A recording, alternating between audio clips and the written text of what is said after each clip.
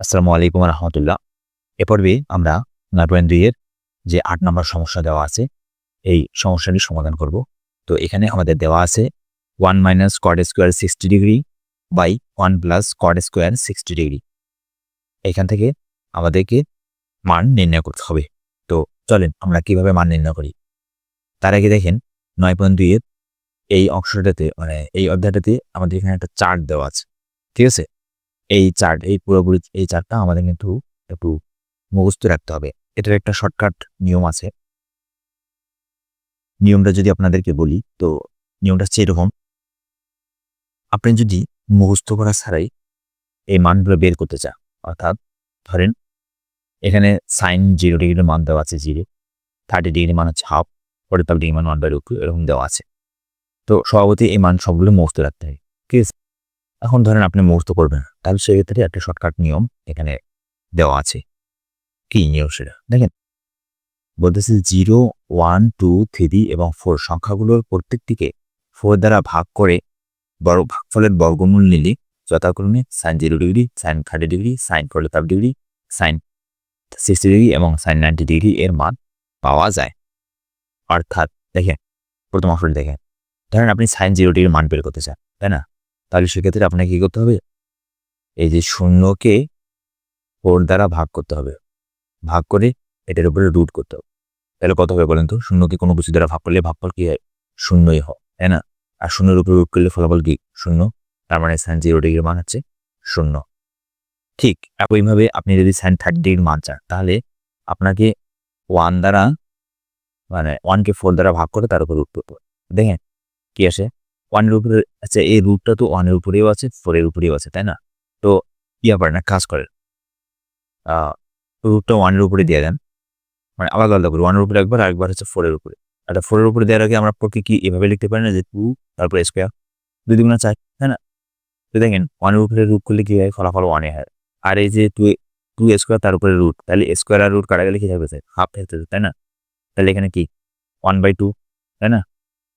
তো এটাই হচ্ছে শর্টকাট নিয়ম। অর্থাৎ আপনি যদি এই যে সাইন এই যে কোণ ৫টা মনে রাখেন, 0 ডিগ্রি, 30 ডিগ্রি, 45 ডিগ্রি, 60 ডিগ্রি হচ্ছে 90 ডিগ্রি। তো এই 5টা কোণকে যদি আপনি মান বের করতে চান, তাহলে আপনাকে কত? 0, 1, 2, 3, 4, 0 থেকে 4 পর্যন্ত এই 4টে সংখ্যাকে বা 5টা সংখ্যাকে আপনি প্রত্যেকবারে 4 দ্বারা ভাগ করে রুট করলে যে মানটা পাবেন ধারাবাহিকভাবে, সেটা হচ্ছে sine 0 degree, 30 degree, 45 degree, 60 degree এবং 90 ডিগ্রি মান। ঠিক একইভাবে কসের ক্ষেত্রে, কিন্তু কসের ক্ষেত্রে হচ্ছে উল্টো। সাইনের ক্ষেত্রে আমরা যেমন 0, 1, 2, 3, 4 কে 4 দ্বারা ভাগ করব, কসের ক্ষেত্রে হবে উল্টো পাশ থেকে শুরু হবে। অর্থাৎ 4, 3, 2, 1, 0 কে আমরা প্রত্যেকবার কি দ্বারা ভাগ করব? 4 দ্বারা ভাগ করব। ঠিক আছে? তারপরে ভাগ করে তার বর্গমূল। আমরা জানি যে সাইনের বিকল্প আছে কস। ঠিক আছে? ঠিক একইভাবে ট্যান, কট, সেক, কোসেক। সেক, কোসেক এর দরকার হয় না, কারণ সেক সমান আমরা জানি 1/cos আর কোসেক সমান আমরা জানি 1/sin। তারপরে সাইনের মান জানলে এমনিতে কোসেকের মান বের করা সম্ভব। আর ট্যান কটের বেলায় নিয়মটা হচ্ছে আমাদের 0, 1, 3, 9, হ্যাঁ, এই 4টাকে ভাগ করতে হবে।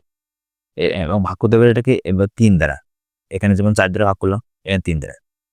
তো এই নিয়মগুলো নিচে দেওয়া আছে আমাদের এই চার্টটার নিচে, বইয়ে দেখলে বুঝতে পারবেন। ঠিক আছে? তো আশা করছি আপনারা এই বিষয়গুলো সম্পর্কে ক্লিয়ার হয়ে গেলে। তো আপনারা মুখস্থ করার চেষ্টা করবেন, কারণ এই পুরো প্রক্রিয়াটাতে আপনার নতুন অবস্থায় সময় লাগবে মানগুলো বের করতে। ঠিক আছে? তো প্রথম দিকে মুখস্থ করে নেবেন, তারপরে 2টা নিয়মে মুখস্থ থাকলেও জানা থাকলো, তো হঠাৎ করে কোথাও মনে না থাকে, তাহলে সেক্ষেত্রে আপনারা এই পুরো পদ্ধতিটা প্রয়োগ করবেন, তাহলে খুব সহজেই মানগুলো বের করতে পারবেন। ঠিক আছে? এখন আসেন আমরা অঙ্কের সমাধানে আসি। প্রথমে কি আছে আমাদের? 8 নম্বরে কি দেওয়া আছে? 8 নম্বরে আমাদের দেওয়া আছে 1 minus cot square 60 degree by 1 plus cot square 60 degree. হ্যাঁ? তো এটা হচ্ছে আমাদের প্রদত্ত সমীকরণ। তবে এখানে আমরা কি করলাম? দেখেন, এখানে আমরা কোনো কিছুই করিনি, যে 1 মাইনাস, 1 মাইনাস তারপরে কি করছি? এই যে কট স্কোয়ার 60 ডিগ্রি আছে না? কট 60 ডিগ্রি কিন্তু মান কত? দেখেন, এই যে এটা হচ্ছে কট। তা আমরা এখানে আসলে কটের সংক্ষিপ্ত রূপটা ব্যবহার করছি। তো এখানে কটের পূর্ণ রূপ যেটা আছে কোট্যানজেন্ট। কটের পূর্ণ রূপ হচ্ছে কোট্যানজেন্ট, আমরা সংক্ষেপে বলি কট। তো কোট্যানজেন্টের কোট্যানজেন্ট 60 ডিগ্রি, 60 ডিগ্রি মান কবে 60 ডিগ্রি, তাহলে এই যে এদিক থেকে এটা হচ্ছে কোট্যানজেন্ট 60 ডিগ্রি মান, অর্থাৎ 1/√2, ঠিক আছে। তো এইখানে আমরা কি করছি, ট্যানজেন্ট 60 ডিগ্রি মান হচ্ছে 1/√3, তো সেটা লিখছি। আর যেহেতু কটের উপরে স্কোয়ার দেওয়া আছে এই জন্য আমরা স্কোয়ার দিচ্ছি, ঠিক আছে। দেখেন এখানে যে কট স্কোয়ার 60 ডিগ্রি লেখছে না, এটা মূলত আসলে কট 60 ডিগ্রি তার উপরে স্কোয়ার, হ্যাঁ, কিন্তু এটাকে এইভাবে না লিখে এইভাবে লেখা হয়, ঠিক আছে, কিন্তু মূল লেখাটা কিন্তু এরকম। ওকে, তো দেখেন এখানে কট 60 ডিগ্রির মান বসানো হয়েছে 1/√3, আশা করছি এটা বুঝতে পেরেছে। ঠিক একইভাবে নিচে যেহেতু কট 60 ডিগ্রি আছে ওইখানেও 1/√3 তারপরে স্কোয়ার, ঠিক আছে। তারপরে কি করা হয়েছে, এই যে 1 মাইনাস, দেখেন এখানে 1 এর উপরে যদি আমরা স্কোয়ার দিই তাহলে ফলাফল 1, আর এই √3 তার উপরে যদি আমরা স্কোয়ার দিই, মানে এই স্কোয়ারটা তো 1 এর উপরেও আছে আবার √3 এর উপরে আছে, তো আমরা ভাগ করে দিলাম, তাহলে 1 এর উপরে দিলে 1 আসতেছে আর √3 এর উপরে দিলে কি স্কোয়ার আর রুট কাটা যাচ্ছে, √3 এর উপরে যদি স্কোয়ার এম করে দিই তাহলে এই স্কোয়ার আর এই রুট কাটা গেলে শুধু 3 থাকতেছে। এই জন্য এখানে দেখেন এই যে এখানে 1/3 আসছে না শুধু, এই জন্য এই স্কোয়ারটার কারণে আসছে, ঠিক আছে। আর নিচেও ঠিক একইভাবে 1 প্লাস এই যে স্কোয়ার রুট কাটা গেছে, ফলাফল 1/3, ঠিক আছে। তারপর এখানে কি করলাম দেখেন, এখানে 1 মাইনাস 1/3 আর বাই 1 প্লাস 1/3, ঠিক আছে। তো এই অংশটা লসাগু করলাম, এই যে 1 মাইনাস 1/3 এটা লসাগু করলাম। তো লসাগুটা কীভাবে আপনাকে খুব বলে দিই, লসাগু পুরোনো সিস্টেমটা, মানে যদি মনে না থাকে সেক্ষেত্রে বলতেছি যে এই 1টা স্বাভাবিক 1 আছে, তাই না? আচ্ছা, এই 1টা উপরে আছে নাকি নিচে আছে? একটা কথা মনে রাখবেন যে একটা সংখ্যা যদি এরকম স্বাভাবিক অবস্থায় থাকে, এরকম এটা তো ভগ্নাংশ আকারে আছে কিন্তু এটা ভগ্নাংশ আকারে নেই। তো এটা যদি ভগ্নাংশ আকারে না থাকে তাহলে মানে কোনো সংখ্যা শুধু 1 না, যে কোনো সংখ্যা যদি স্বাভাবিক অবস্থায় থাকে তার মানে বুঝবেন এই সংখ্যাটা উপরে আছে। তাহলে নিচে কি আছে, নিচে একটা মনে মনে একটা 1 চিহ্ন হলো, ঠিক আছে। তাহলে দেখেন এটা এখন ভগ্নাংশ আকারে হয়ে গেল, এই সংখ্যাটা এখন ভগ্নাংশ আকৃতির হয়ে গেল, তাহলে 1/1 মাইনাস 1/3, তাহলে হর কি হলো এখন, এই ভগ্নাংশের হর হলো 1, সরি হর 1 আর লব 1, এখানে হর 1 লব সরি হর 3 লব হচ্ছে 1, ঠিক আছে। তাহলে লসাগুর সিস্টেমটা কি, লসাগুর সিস্টেম হচ্ছে হরগুলোর লসাগু, এই কথাটা মনে রাখবেন বা লিখে রাখেন, হরগুলোর লসাগু। তাহলে এখানে হর আছে 1, এখানে হর 3, তাহলে 1 আর 3 লসাগু করলে কি হবে, দেখেন 1 এবং 3, অনেক কথা বাদ দেন, এই 3 হচ্ছে একটা মৌলিক সংখ্যা, ঠিক আছে। তো এই দুইটাই এমন কোনো সংখ্যা, 1 বাদ দিয়ে এমন কোনো সংখ্যা পাওয়া যাবে না যে সংখ্যা দিয়ে 1 কেও ভাগ করা যাবে, 3 কেও ভাগ করা যাবে, শুধু 1 দেওয়া যাবে, 1 বাদ দিয়ে কোনো সংখ্যা নেই। তো এরকম যদি আপনার সংখ্যা হয় তাহলে ওই সংখ্যাগুলোর লসাগু নির্ণয় করার সিস্টেমটা হচ্ছে সংখ্যা ভিতরে সরাসরি গুণ করে দিতে হবে, ঠিক আছে। তো এখানে 1 আছে, এখানে 3 আছে, তাহলে 1 আর 3 সরাসরি গুণ করে দেয়, তাহলে 1 আর 3 সরাসরি গুণ করলে আছে 3, ঠিক আছে। এই লসাগু সিস্টেমটা একটু বলতেছে, যারা জানেন না তাদের ক্ষেত্রে, যারা জানেন তারা ঠিক হয়ে যাবেন।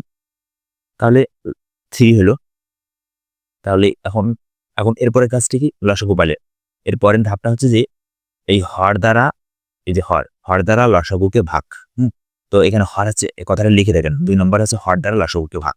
তো এখানে হর আছে 1 আর এখানে আছে 3, তাহলে 1 দ্বারা 3 কে ভাগ করলে ভাগফল কত পাবেন, 1 ভাগ 3, ভাগফল কি 3 এককে 3, তার ভাগফল 3 বাঁচে, ঠিক আছে। এবার তৃতীয় নম্বর কাজ হচ্ছে যে হর দ্বারা লসাগুকে ভাগ করে যে ভাগফল পাবেন ওই ভাগফল আর এই উপরের যে লব আছে এই লব গুণ, ঠিক আছে। তো লব এখানে আছে 1, তো ভাগফল 1 ভাগফল 3 আর লব 1 গুণ করলে কত হবে, 3 এককে 3ই হবে, তাই না। এই জন্য এখানে এই যে 3 যে হয়েছে না, এই যে 3 আর এই যে 3টা এই 3টা এটা, তার মানে এখানে লিখে দেখি 3, এখানে মাইনাস আছে মাইনাস, এবার এই 3 দ্বারা 3 কে ভাগ করলে 3 দ্বারা 3 কে ভাগ করলে ভাগফল সবসময় কি পাবো, 1 পাবো, মানে একই সংখ্যাকে একই সংখ্যা দ্বারা ভাগ করলে ভাগফল সবসময় কি হয়, 1 হয়। তাই 3 দ্বারা 3 কে ভাগ করলে ভাগফল 1 আর এই লব মানে ভাগফল আর এই লব গুণ করলে কি হবে, 3 এককে 3 হবে, 3 মাইনাস 1 বাই হচ্ছে 2, ঠিক আছে।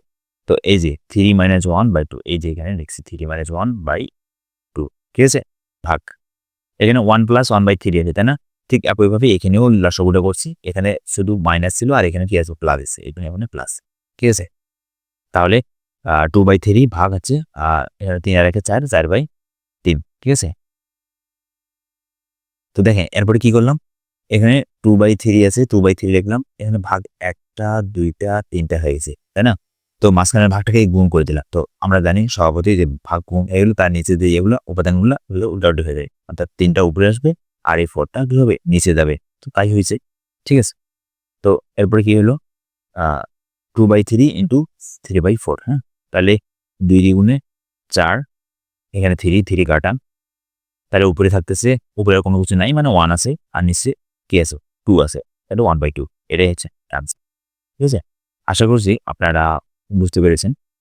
এরপরের সমস্যাগুলা খুব সহজে তাড়াতাড়ি বুঝতে পারবেন। তো ধন্যবাদ সবাইকে, ভালো থাকবেন।